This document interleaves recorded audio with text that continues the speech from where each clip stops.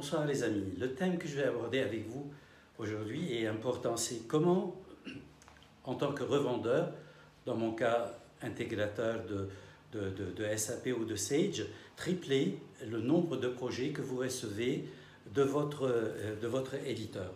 Donc ça concerne bien sûr tout type d'activité.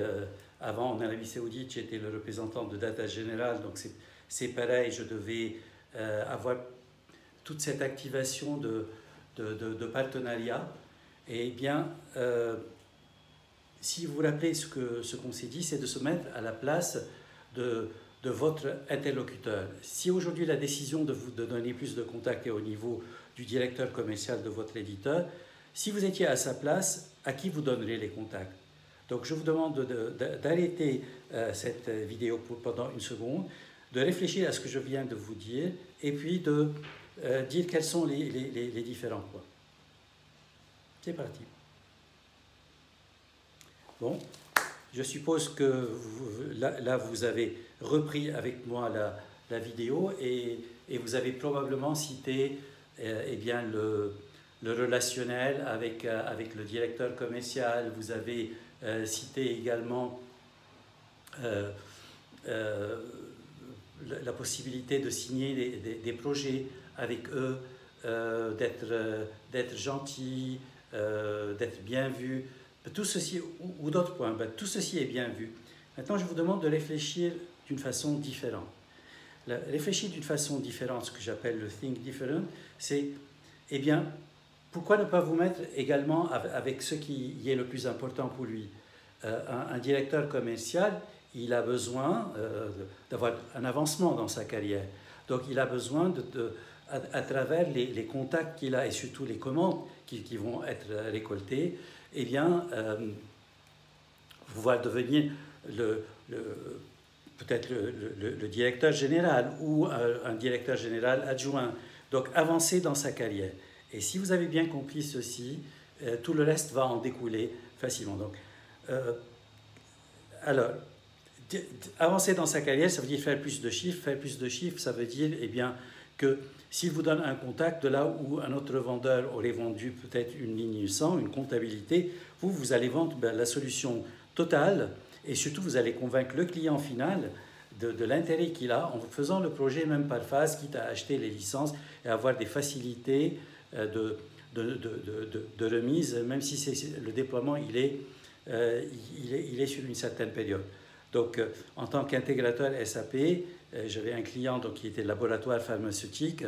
Il m'avait contacté pour un projet de commencer avec une vingtaine de licences. Effectivement, la commande était pour 500 licences, avec un déploiement qui était sur 3 ans et demi.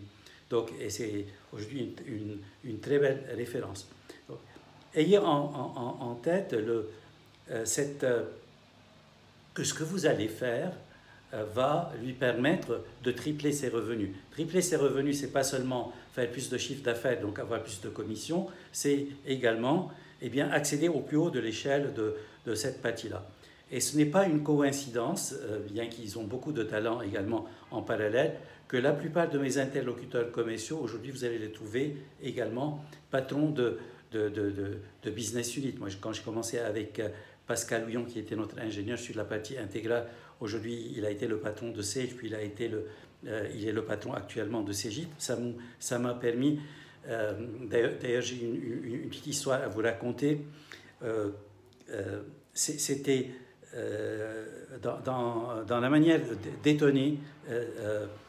J'avais le client AXA, et donc, qui avait écarté les solutions Sage dans ce temps-là, parce qu'il voulait des logiciels sur OS2. Et donc, les logiciels étant sous Windows, il a fallu être créatif, faire un travail technique, nous-mêmes, en tant qu'intégrateurs, pouvoir montrer que ça pouvait fonctionner sur cet environnement-là, et avec un relationnel que j'avais également avec le directeur général, c'était d'avoir l'appui de toutes les équipes pour venir présenter ces solutions. Ça s'est traduit par plus de 1000 licences pour tous les franchisés. Et donc, comment on a été signé ce fameux contrat avec Pascal. Je lui passe le bonjour à propos. Et donc, on monte, c'est le directeur, M. Michel Lavergne, était au dernier étage. Et donc, on approche, et question de détendre l'atmosphère, Pascal tend un peu en se disant, ben là, avec cet étage qui est élevé, on va avoir une vue panoramique. Ben, quelle belle vue! Donc, et Michel, qui ricanait tout doucement, il lui a dit, écoutez, approchez-vous plus et regardez sur quoi ça donne.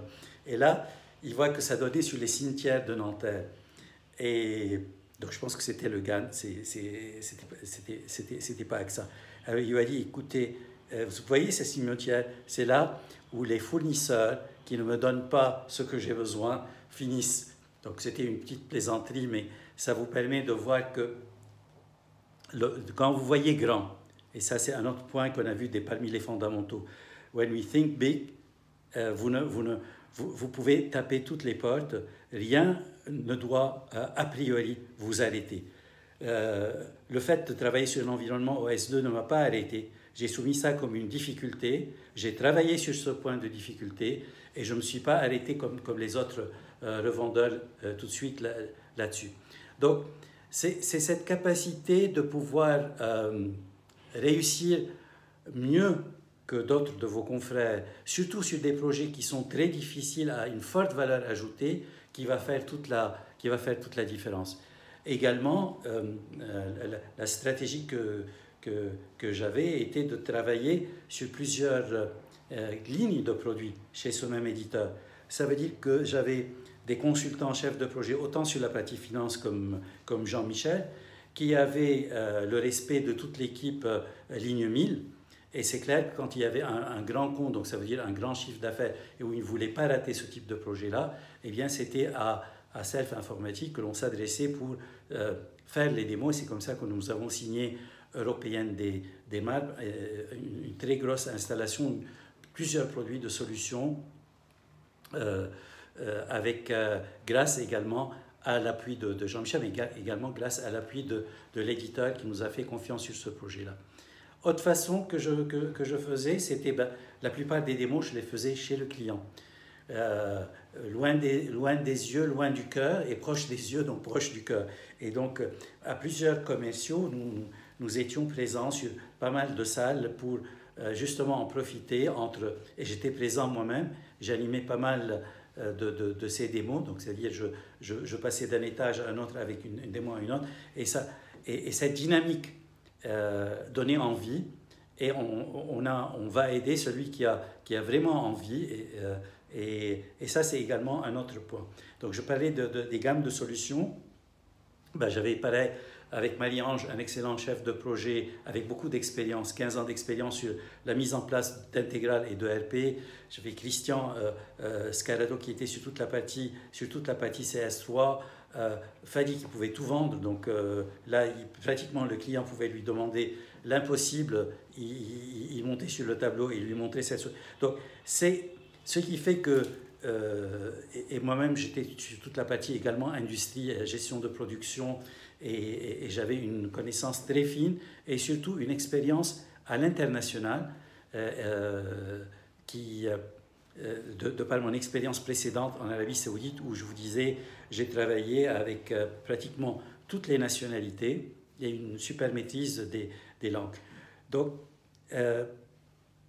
voilà quelques astuces, il y en a plein d'autres, et vous en avez plein d'autres. Alors, si vous trouvez que ces best practices vous ont été utiles, merci de me faire un like et de me mettre dans le commentaire ce que vous avez fait, que vous considérez être comme une bonne expérience, et quels sont les problèmes que vous rencontrez aujourd'hui pour pouvoir adresser des gammes à plus